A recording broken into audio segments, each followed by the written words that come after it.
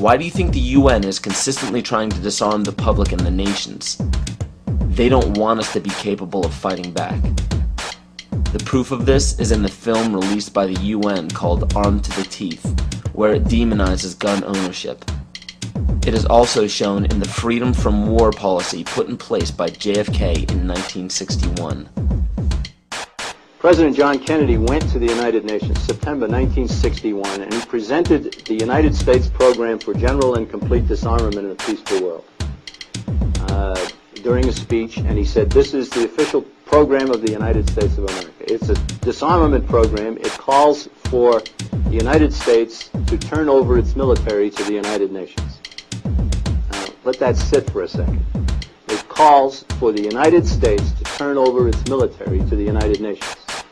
The program ends by saying progressive controlled disarmament would proceed to a point where no state would have the military power to challenge the progressively strengthened UN peace force. The UN would have all military power. This policy outlines some pretty scary scenarios when you understand what it reads. It calls for the disbanding of all national armed forces and the prohibition of their reestablishment in any form whatsoever other than those required to preserve internal order and for contributions to a United Nations peace force. This clearly shows that the UN is calling for all military power to be under their control. Inspection and verification must establish both that nations carry out scheduled limitation or reductions and that they do not retain armed forces and armaments in excess of those permitted at any stage of the disarmament process. Strategic delivery vehicles will be reduced. Arms and armed forces will be reduced. And all the while, UN peacekeeping powers would be strengthened. A UN Peace Observation Group would be available to investigate any situation which might constitute a threat to or a breach of the peace. Establishing of a permanent international peace force within the United Nations, and depending on the findings of an experts commission, a halt in the production of chemical, bacteriological, and radiological weapons, and a reduction of the existing stocks or their conversion to peaceful uses. Peaceful uses of biological, chemical, and radiological weapons?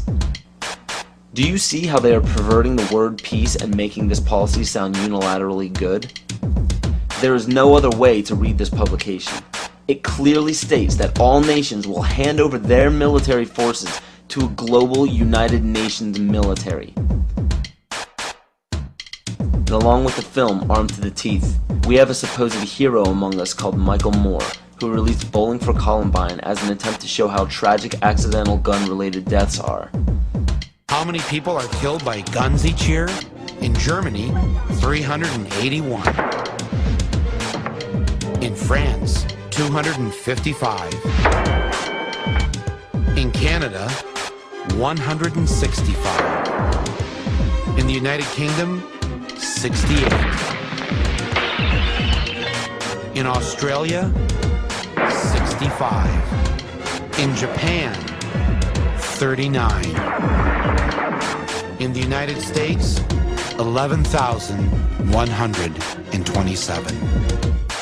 The United States has a population of approximately 285 million and Australia 19 million. If we were to apply Australia's homicide rate to the US population, that would work out to 5,715 murders. Interestingly enough, Canada, the country Moore portrays as a peaceful land, actually has a higher crime rate than the US based on 2003 statistics. Interpol stats also say the same. Burn the trees in our path, fill the holes with our past, build our lives around hopes, even when they don't last. We've got nothing to do, find the half that we lost. Please take my loneliness and tell me why the rain tastes better only us. Just as he did after the Columbine shooting, Charlton Heston showed up in Flint to have a big pro-gun rally. Freedom has never seen greater peril, nor needed you more urgently to come to her defense than now. Before he came to Flint, Heston was interviewed by the Georgetown Hoya about Kayla's death, and even his own NRA website talked about it. We wanted to let the NRA know that we haven't forgotten about Kayla Rowland. How could they come here? To me, it's like they're rubbing our nose in it. I was shocked and appalled that they would come here. The idea is to make you believe Heston went to Flint to give a gun rally right after a little girl's murder. This is quite a number of degrees from truth. Kayla Rowland was murdered on February 29th, 2000. Heston's speech was given on October 17th, 2000. And the event at which Heston gave his speech was not a pro-gun rally, as Moore says. It was a get out the vote campaign rally. It had nothing to do with Kayla's murder. The Georgetown Hoya paper with a reference to Kayla was actually a question to Heston. Heston didn't even respond to that part of the question. Even his own NRA website talked about it.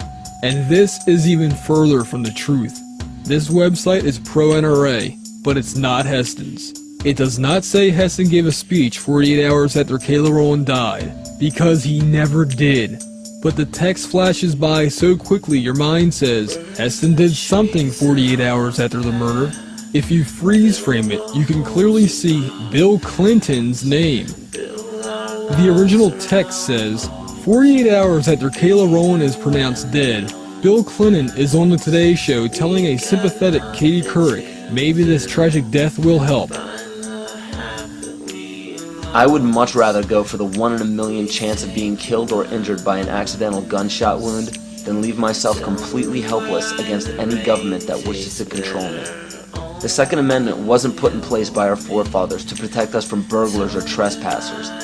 It was specifically meant to protect us from our government, because Great Britain did not have those rights to bear arms. Michael Moore is what we call a false idol leading a false rebellion.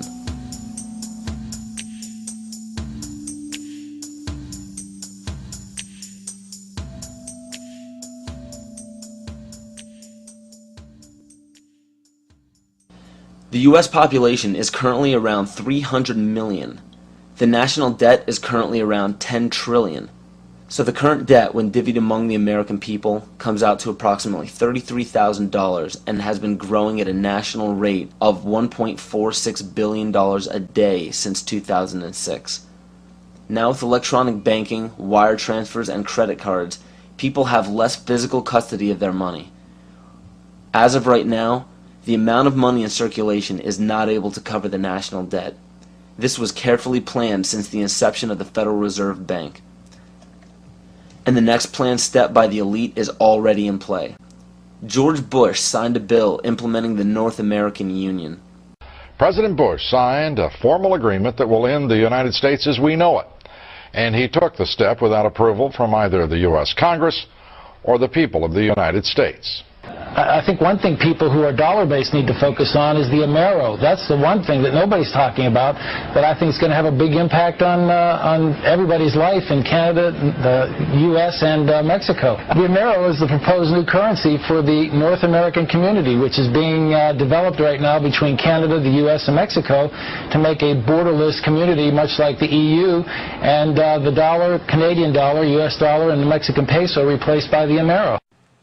You see, the domination of government by business is called fascism. And I'm kind of wondering how many people know what NAFTA is, the North American Free Trade Agreement. Because under Chapter 11 of the NAFTA agreement, NAFTA tribunals trump all U.S. law if it conflicts with either A, World Bank's International Center for the Settlement of Investment Disputes, or B, UN Commission for International Trade Law. Now, that sounds scary enough, but when you understand what that reads, it also gives the power to violate the First and Second Amendment, which is saying, bye-bye to the Constitution.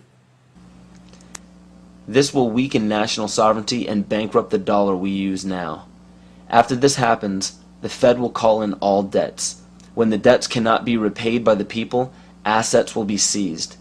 And by this, I mean absolutely everything you own, including your property, your home, your vehicle, your furniture, and the clothes on your back. This plan is already in progress. And when it takes place, you will literally be owned by the Federal Reserve Bank.